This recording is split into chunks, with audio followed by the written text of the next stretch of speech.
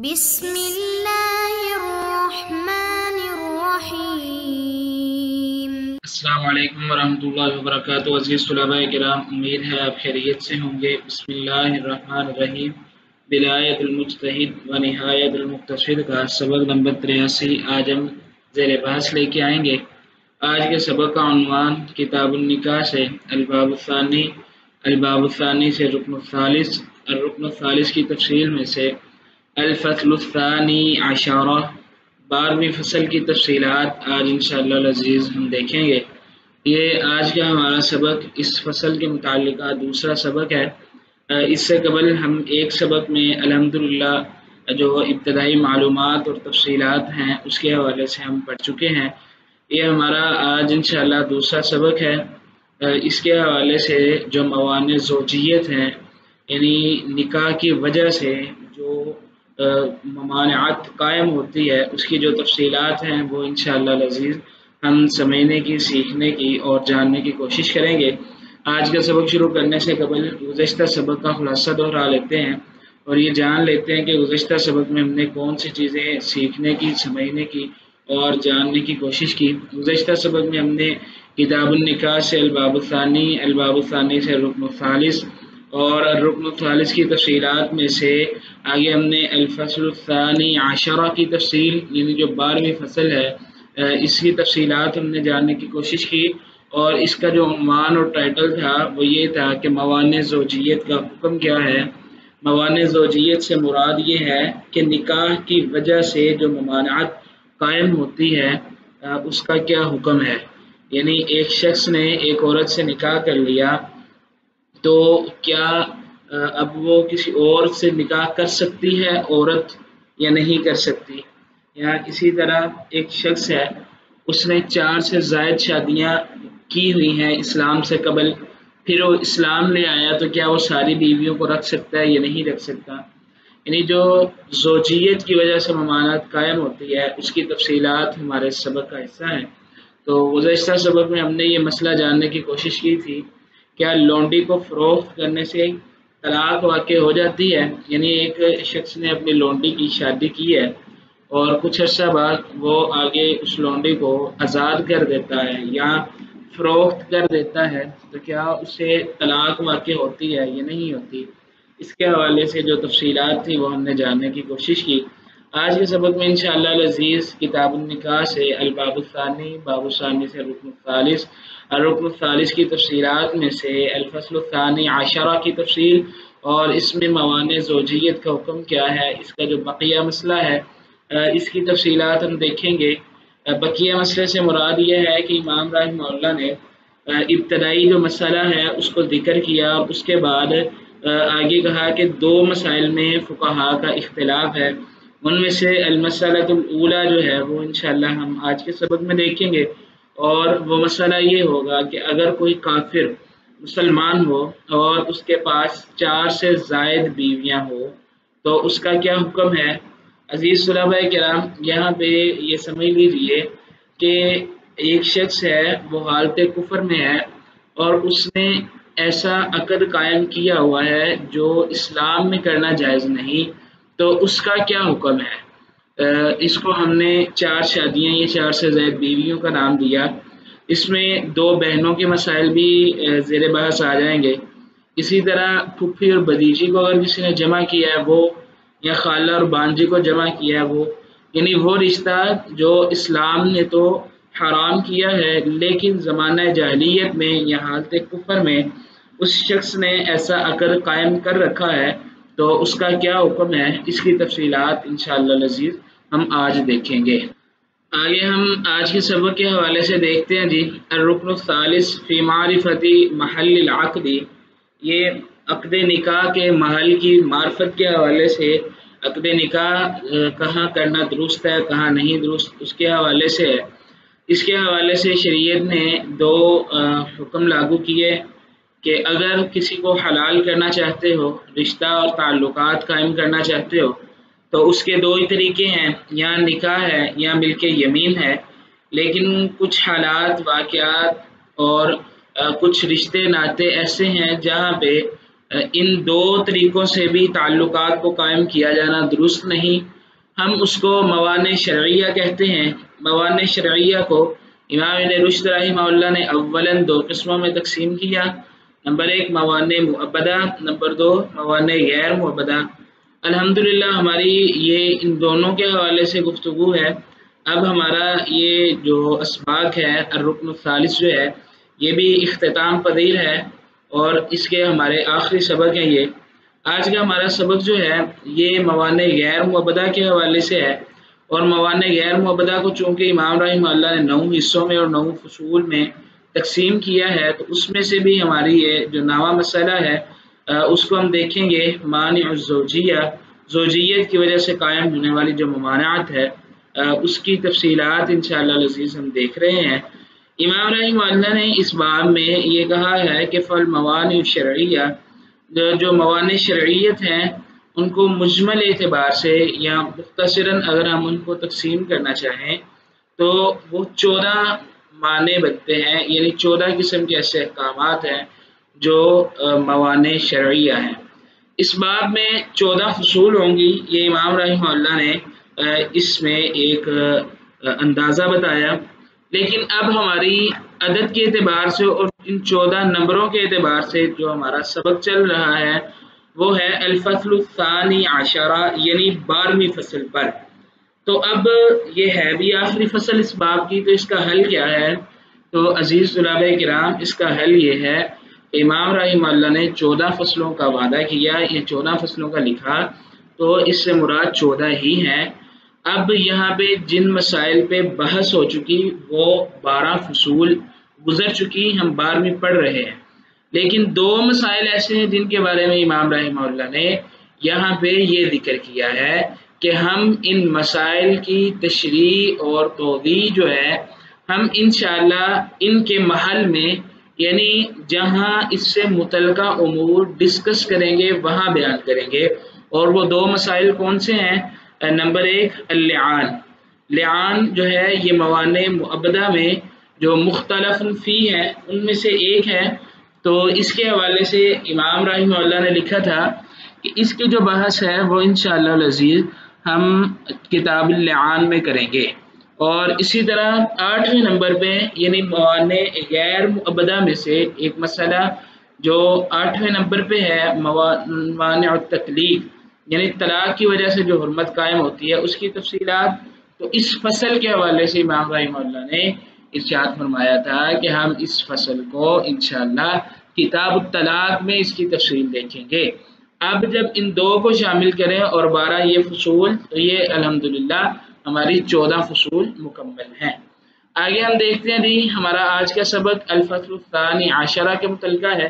معنی زوجیہ، زوجیت کی وجہ سے قائم ہونے والی ممانعات کے حوالے سے ہے. اس میں ہم نے گزشتہ سبق میں یعنی جو ہمارا پہلا سبق ہے اس مسئلے کے حوالے سے اس میں ہم نے جو لونڈی کے حوالے سے ایک اختلاف تھا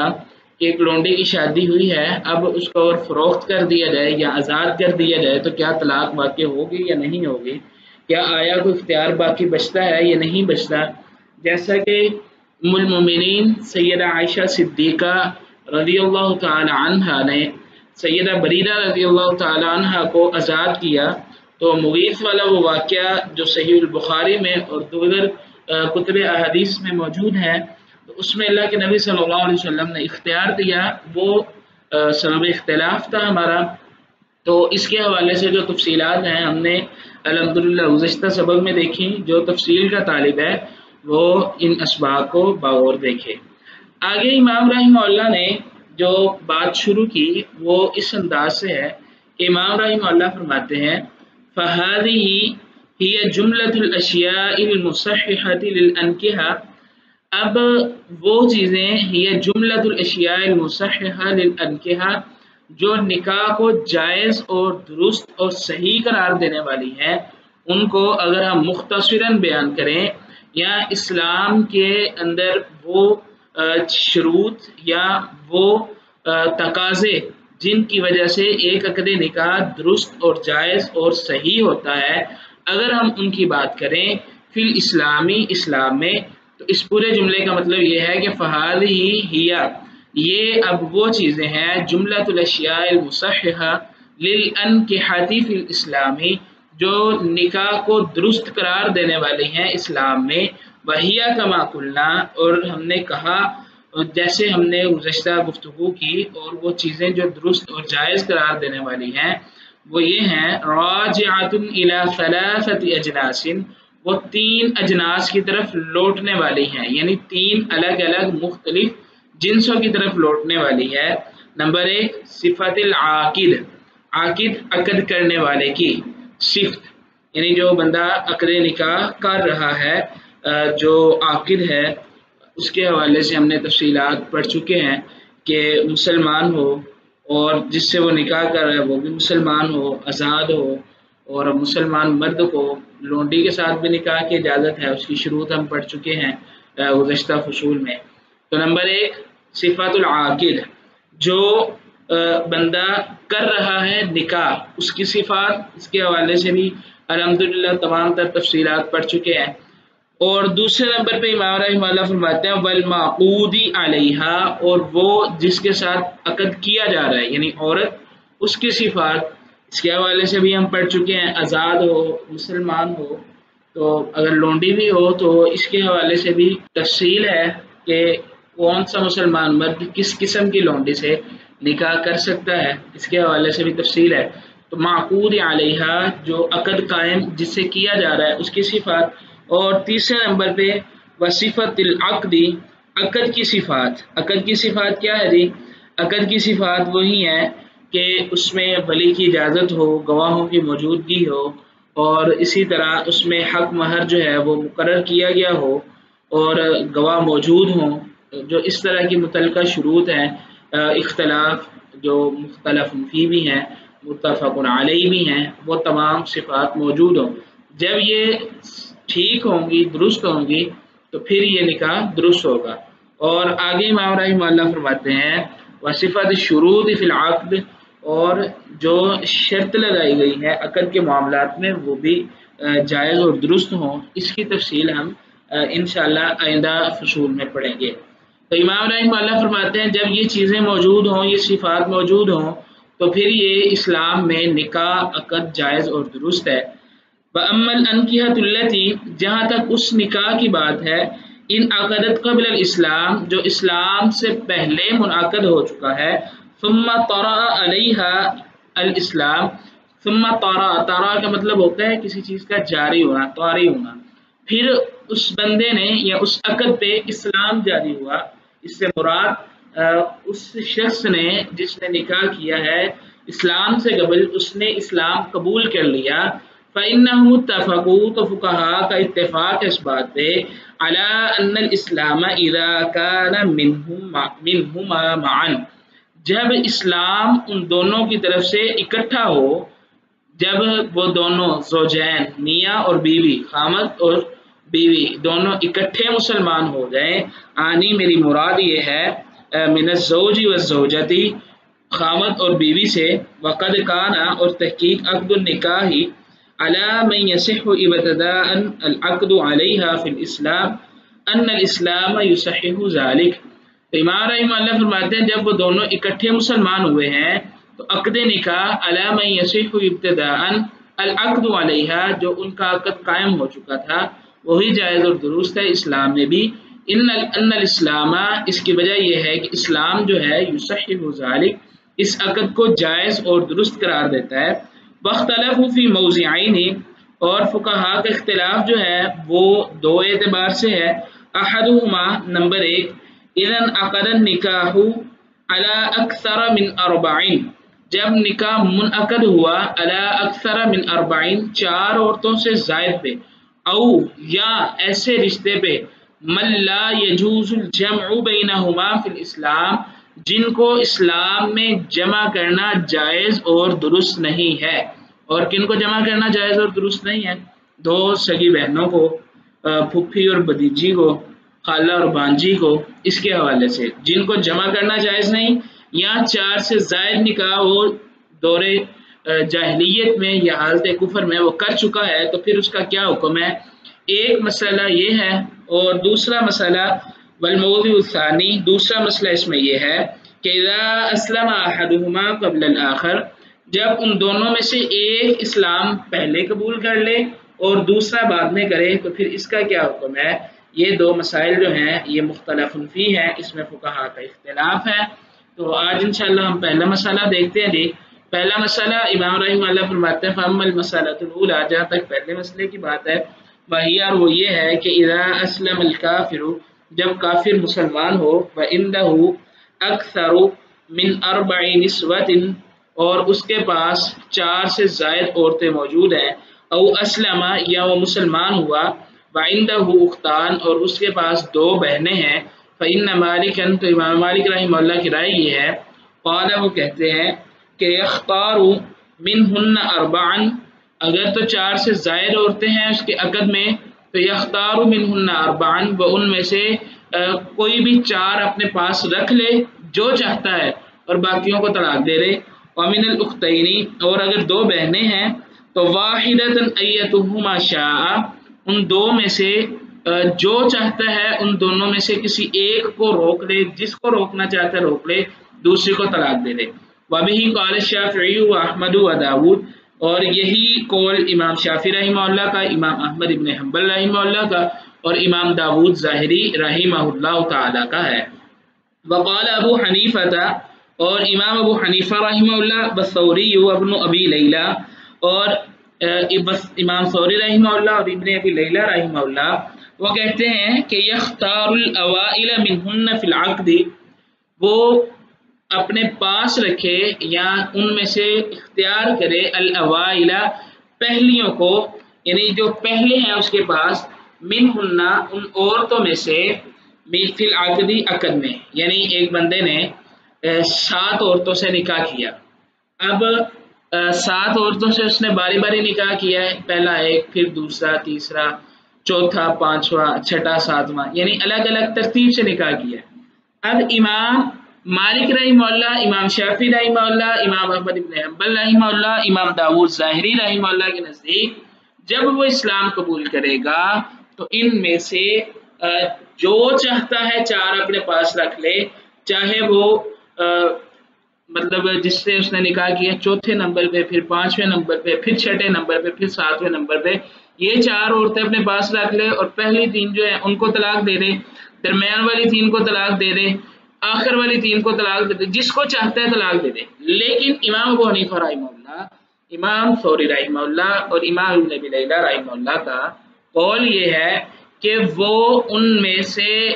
ان کو اپنے پاس رکھنے کا مجاز ہے جس سے اس نے پہلے نکاح کیا۔ مثلا اگر اس کے پاس 7 بیویاں ہیں حالت کفر میں اور اس نے اسلام قبول کیا ہے تو پہلے 4 نمبر والی جو بیویاں ہیں ان کو پاس رکھے گا اور آخر والی جو 3 ہیں ان کو چھوڑے گا۔ آگے امام رحمہ اللہ فرماتے ہیں فَإِن تَزَوَّجَهُنَّ فِي عَقْدٍ وَاحِدٍ، اور اگر اس نے 7 کی 7 عورتوں سے ایک ہی وقت میں اور ایک ہی عقد کے ساتھ نکاح کیا ہے، بیک وقت اس نے اتنے نکاح اکٹھے کیے ہیں، تو امام رحمہ اللہ فرماتے ہیں فُرِّقَ بَيْنَهُ وَبَيْنَهُنَّ، تو اس شخص کے درمیان اور ان عورتوں کے درمیان ویسے ہی جدائی کروا دی جائے گی، نکاح کلی طور پہ سب کا ختم ہو جائے گا۔ وقال ابن الماجشون، اور امام ابن ماجشون رحمہ اللہ جو ہیں یہ فقہ مالکی کے امام ہیں، ان کی رائے یہ ہے کہ اذا اسلم وعندہ اختان، جب وہ بندہ مسلمان ہو اور اس کے پاس 2 بہنیں موجود ہوں تو فارقہما جميعا، وہ ان دونوں کو اکٹھا چھوڑ دے، ثم استانف نکاح ایتہما شاء، پھر وہ ان دونوں میں سے جس کے ساتھ چاہے وہ نکاح جدید کر لے، یعنی ایک دفعہ طلاق دے اور نکاح جدید جو ہے وہ ان دونوں میں سے جس کے ساتھ چاہے وہ کر سکتا ہے۔ وَلَمْ يَقُلْ بِذَلِكَ أَحَدٌ مِّنْ أَصْحَابِ مَالِكٍ، اور یہ بات یعنی جو امام ابن ماجشون رحمہ اللہ کا قول ہے یہ اصحاب مالکیہ میں سے کسی اور کی رائے نہیں ہے۔ وسبب اختلافہم، اور جہاں تک سبب اختلاف کی بات ہے تو یہ ہے کہ معارضۃ القیاس للاثر، ایک قیاس جو ہے یعنی فقہا نے ایک قیاس کیا ہے، وہ قیاس جو ہے ٹکرا رہا ہے للاثری، ایک حدیث کے ساتھ جو حدیث وارد ہوئی ہے اس میں، بذالک، اور وہ یہ حدیث یہ ہے کہ انہ ورد فی ذلک اثران، اس میں دو حدیثیں وارد ہوئی ہیں، احدہما ان میں سے ایک مرسل مالک، امام مالک رحمہ اللہ کی مرسل سند سے روایت ہے، اور وہ یہ ہے کہ ان غیلان بن سلامۃ الثقفی، غیلان بن سلامہ الثقفی رضی اللہ عنہم اسلم و مسلمان ہوئے، وعندہ 10 نسوہ، اور ان کے ساتھ 10 بیویاں تھیں، یعنی انہوں نے حالت کفر میں 10 عورتوں سے نکاح کیا ہوا تھا، اسلمنا معہ، وہ بھی ان کے ساتھ ہی مسلمان ہو گئے 10 کی 10، فامرہ رسول اللہ صلی اللہ علیہ وسلم ان یختار منہن 4، رسول اللہ صلی اللہ علیہ وسلم نے ان کو حکم دیا کہ وہ ان میں سے پسند کر لیں، چن لیں جس کو چاہتے ہیں، 4 کوئی سی 4، یعنی رسول اللہ صلی اللہ علیہ وسلم نے پہلی اور آخری کی کوئی شرط نہیں لگائی، اور کہا کہ ان یختار منہن 4، جو چاہتے چن لے۔ اور دوسری حدیث یہ ہے، حدیث قیس بن الحارث رضی اللہ تعالی عنہ، وہ قیس بن حارث رضی اللہ تعالیٰ عنہ والی روایت ہے کہ انہ اسلم علی الاختین، جب وہ اسلام لے کے آئے تو انہوں نے 2 بہنوں سے نکاح کیا ہوا تھا، فقال له رسول اللہ صلی اللہ علیہ وسلم، اللہ کے نبی صلی اللہ علیہ وسلم نے فرمایا اختر ایتہما شئت، جس کو چاہتا ہے چن لے۔ اب عزیز طلباء کرام، یہاں پہ ہمارے پاس یہ 2 حدیثیں موجود ہیں، اور پہلی حدیث جس کو امام مالک رحمہ اللہ نے مرسل بیان کیا، اس کے حوالے سے محدثین کی رائے یہ ہے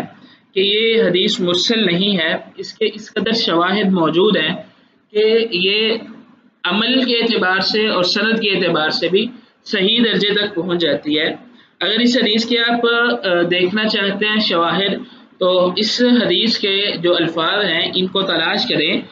مسند امام شافعی میں، اور اسی طرح مسند احمد میں، اور امام ترمذی رحمہ اللہ نے بھی اس کو ذکر کیا ہے، سنن ابن ماجہ میں بھی موجود ہے، ابن حبان میں بھی یہ روایت موجود ہے، سنن الکبریٰ للبیہقی جو ہے اس میں بھی موجود ہے، اور اس کے علاوہ دیگر کتب حدیث میں بھی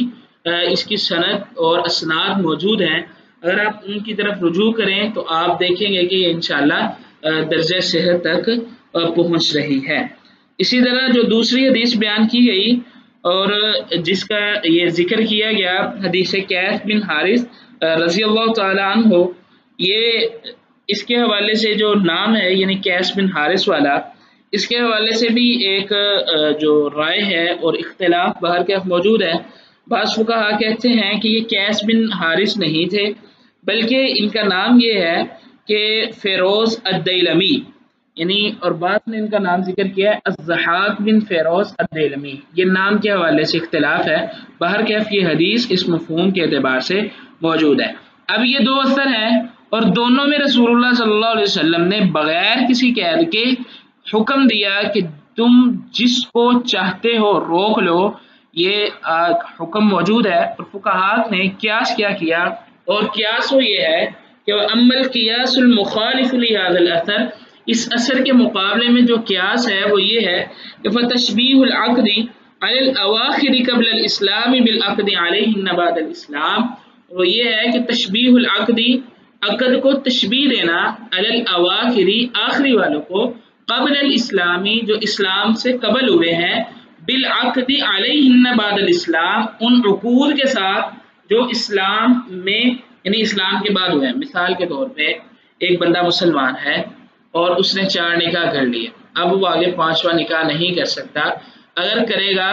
تو حاکم وقت جو ہے اس کی جدائی کروائے گا، اور اس کو سزا کے طور پہ جو وہ چاہتا ہے یا جتنی مقرر کی جا سکتی ہے اس حوالے سے وہ دے سکتا ہے، جسے تعزیر کہا جاتا ہے۔ یہ حاکم وقت اور قاضی پہ منحصر ہے یہ بات۔ بہرکیف وہ بندہ 5واں نکاح نہیں کر سکتا، کرے گا تو 5ویں کو جدا کر دیا جائے گا۔ اب جن فقہاء نے 4 پہلوں کی شرط لگائی کہ یعنی پہلی 4 بیویوں کو روک سکتا ہے، آخر والیوں کو طلاق دے، انہوں نے قیاس یہ کیا کہ چونکہ 4 جو پہلے ہوئی ہیں وہ اپنے عقد کے اعتبار سے درست ہیں، 4 سے وہ نکاح کر سکتا تھا، جو بعد والی 3 ہیں ان کا عقد جائز اور درست نہیں، لہذا بعد والیوں کو طلاق دی جائے۔ اب یہ ہے قیاس، یعنی جو حالت کفر میں نکاح ہوا ہے اس نکاح کو اسلام میں ہونے والے نکاح کے ساتھ تشبیہ دی، اور جب ہم اس کو ایک دوسرے پہ قیاس کریں گے تو قیاس یہی نتیجہ نکل رہا ہے کہ کہ جو پہلی ہے اس کو روک لیا جائے، جو بعد والی ہیں ان کو طلاق دی جائے۔ آنی میری مراد یہ ہے کہ انہو کما ان العقد علیہن فاسد فی الاسلام، جس طرح اس کے لیے اسلام میں 4 سے زائد عقد کرنا حرام تھے، اسی طرح اسلام لانے سے قبل جو اس نے کیے ہیں، چونکہ وہ بھی اس نے ایک حرام کام کیا ہے، اب اسلام لے آیا ہے تو جو کام حرام ہے اس کو ختم کیا جائے، اور وہ حرام کام یہ ہے 5واں عقد، 6واں عقد یا 7واں عقد، لہذا وہ آخر والی 3 کو طلاق دے، پہلے والیوں کو طلاق نہ دے۔ کذالک قبل الاسلام، اسی طرح اس کو تشبیہ دی ہے اسلام سے قبل کے ساتھ۔ وفیہ، اور امام رحمہ اللہ خود ہی یہاں پہ تبصرہ کرتے ہیں وفیہ ضعف، اس میں کمزوری باہر کیف موجود ہے۔ اور آگے امام رحمہ اللہ فرماتے ہیں وَأَمَّا إِذَا أَسْلَمَ أَحَدُهُمَا قَبْلَ الْآخَرِ، اور اگر ان زوجین میں سے کوئی پہلے ایمان لے آیا یا پہلے اسلام قبول کر لیا تو اس کے حوالے سے وہی المسئلۃ الثانی ہے، یہ دوسرا مسئلہ ہے۔ ثم اسلم الآخر، پھر دوسرا مسلمان ہوا ہے، یعنی پہلے خامد مسلمان ہوا، مہینے بعد، کچھ وقت بعد، ہفتے بعد یا 1-2 دن بعد یا گھنٹوں کے بعد وہ مسلمان ہوگی عورت، تو اس کا کیا حکم ہے؟ فإنه مختلف فی ذلک، اس کے بارے میں بھی فقہاء کا اختلاف ہے، یہ ہم انشاءاللہ آئندہ سبق میں دیکھیں گے۔ اب ہم اپنے آج کے سبق کا خلاصہ دیکھتے ہیں۔ آج کے سبق میں کتاب النکاح سے باب الثانی الرکن الثالث اور اس کی تفصیل میں سے الفصل الثانی عشرہ کی تفصیل، اس میں جو موانع زوجیت کا بقیہ حصہ ہے اس میں المسألۃ الاولی کہ اگر کوئی کافر مسلمان ہو اس کے پاس 4 سے زائد بیویاں ہوں تو اس کا کیا حکم ہے، یہ سمجھنے کی کوشش کی۔ اگلے سبق میں انشاءاللہ العزیز ہم اسی فصل سے جو دوسرا مسئلہ ہے اس کو سمجھنے کی کوشش کریں گے، اور وہ مسئلہ یہ ہے کہ اگر زوجین میں سے ایک پہلے اسلام قبول کر لے تو اس کا کیا حکم ہے، کیا عقد قائم رہے گا نہیں رہے گا، اس کی تفصیلات ہم انشاءاللہ آئندہ سبق میں دیکھیں گے۔ اگلے سبق سے پہلے اب یہ سوال حل کریں۔ سوال یہ ہے کیا لونڈی کو فروخت کرنے سے طلاق واقع ہو جاتی ہے؟ اس کے حوالے سے فقہاء کا جو اختلاف اور سبب اختلاف ہے اس کو حل کرنے کی کوشش کریں۔ تب تک کے لیے اللہ حافظ، اپنا خیال رکھیے گا۔